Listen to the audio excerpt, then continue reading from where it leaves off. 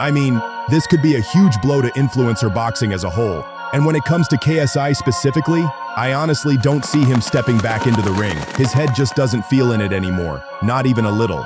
There's no publicity stunt angle, no secret rollout, no master plan building towards some big return. So let's talk about it, why this could hit the scene hard, and why influencer boxing might actually start fading out because of it. I felt like I had to be the nightmare. To sell a fight, you have to do stuff to get people to want to watch. That's the fight game. And I didn't enjoy it.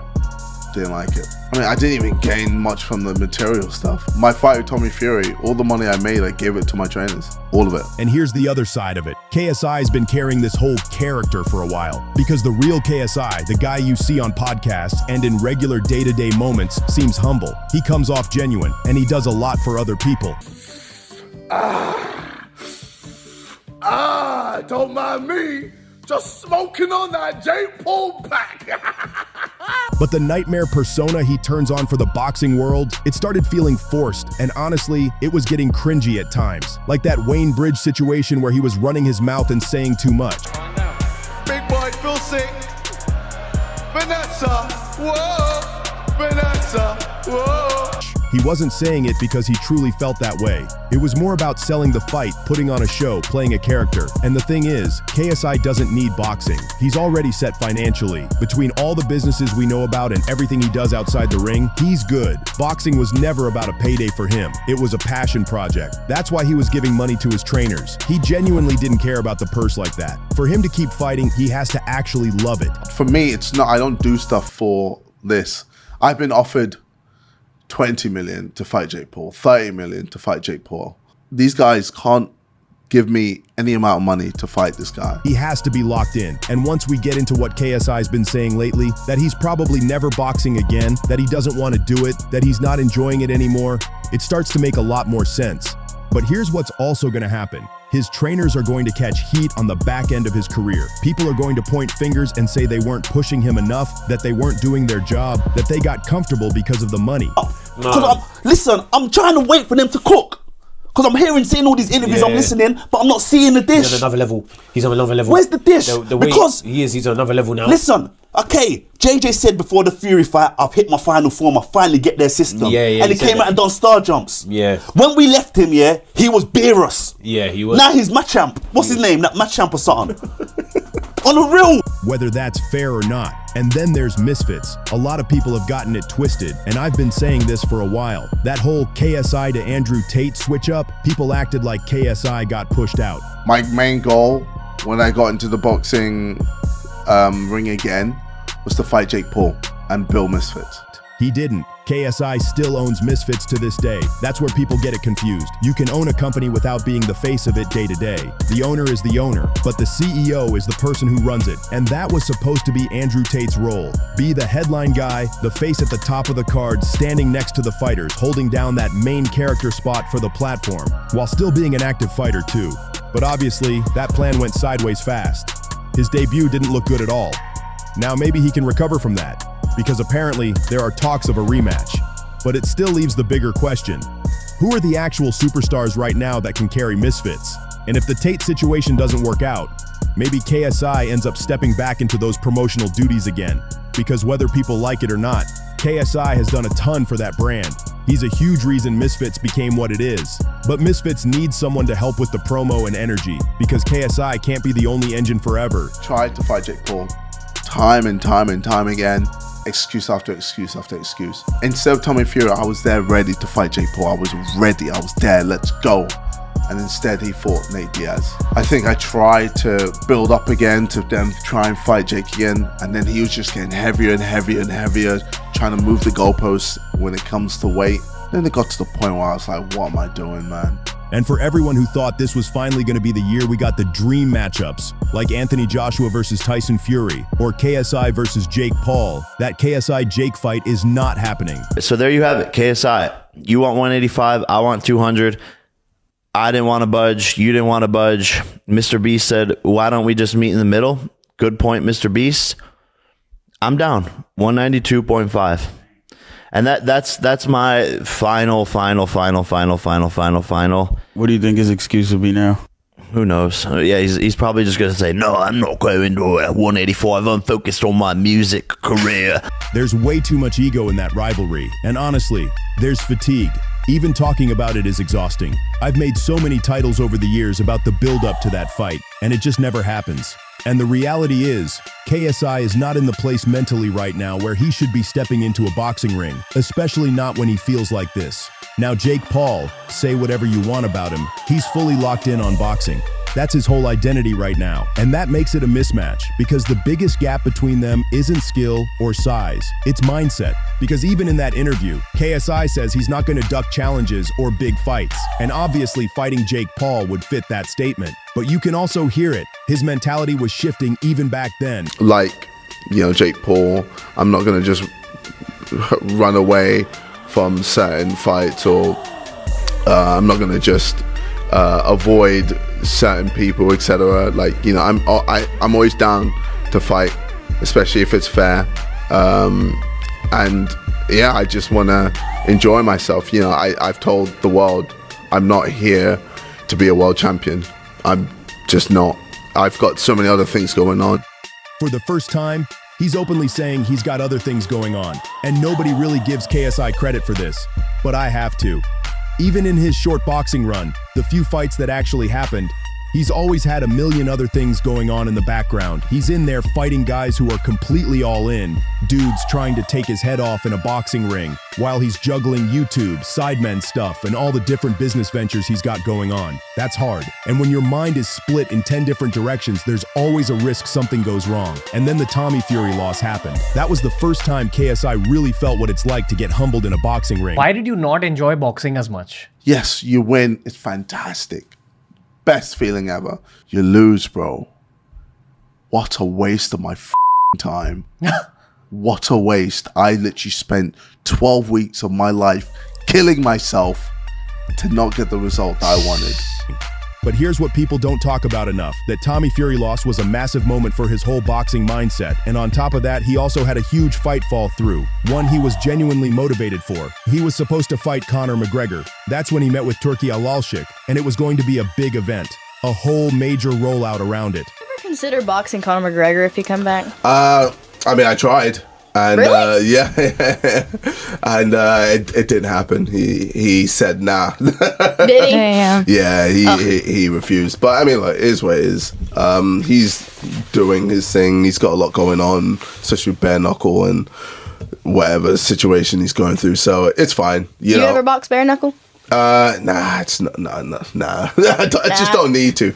I don't need to. I feel like for me, I know my worth, and over the past couple months, I've definitely understood what my worth is. Then it fell apart, and I think that is when the taste for boxing really started to turn sour for him. Like mentally, he hit a wall and couldn't recover from it. Because listen, the message KSI is putting out on that podcast is basically, he's done with boxing, at least for now. And even if he did come back, too much time is going to pass for the biggest matchups to still make sense. He used to say he wouldn't retire without at least trying to avenge the Tommy loss.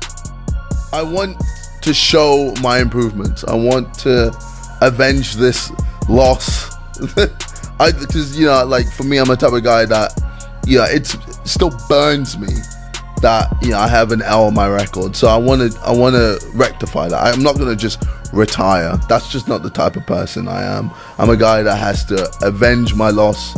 So one day I'm gonna that motherfucker up, Tommy Fury. I'm gonna get him. Best believe, and I'm going to destroy him, and then I'm going to just fight all these other motherfuckers. But if KSI takes a year or two off, then changes his mind and comes back, he's at a huge disadvantage. He already lost to Tommy Fury once.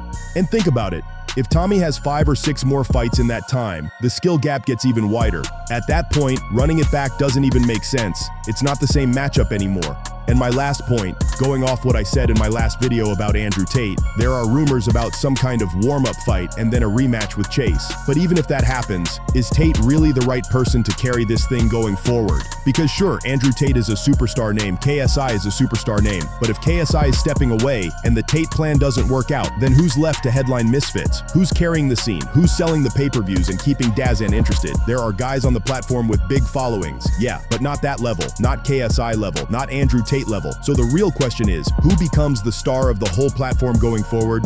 That was the whole reason they brought him in, to be that guy. So now it's going to be really interesting to see what happens with Misfits moving forward. And then you've got what Tate said after it all went down. He mentioned that Warren Spencer was the one who helped connect the dots between him and Misfits to even make this fight happen. And he basically admitted, look, you all saw a totally different fight than what I felt in camp. But you're right, no excuses. Because at the end of the day, he fought someone active, an actual current champ, after being out of the game for 10 years. First time back in a ring, and ring rust is real. That's not cope, that's just reality. But personally, I don't think Top G goes out like that long term. And it's funny, everyone is quick to clown the guy actually stepping into the arena.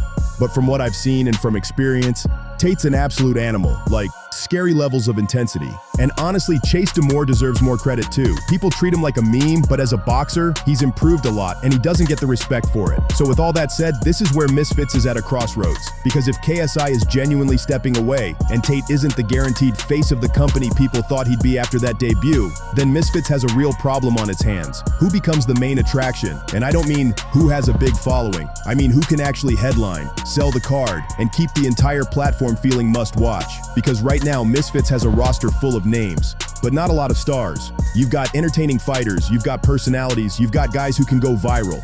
But being viral and being a pay-per-view draw are two totally different things.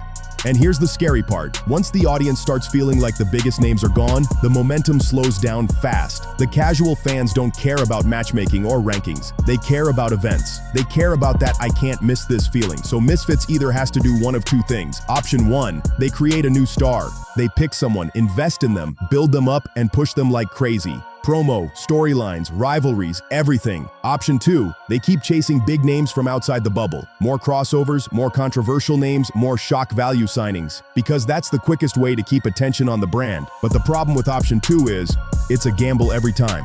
It's expensive, it's risky, and if the performance doesn't match the hype, like we just saw, the whole thing backfires. And that's why this moment matters so much. Because if they don't get the next move right, influencer boxing doesn't just take a hit. It starts to feel like it's running out of gas. So the big question is, who's the next face? Who's the next headline name?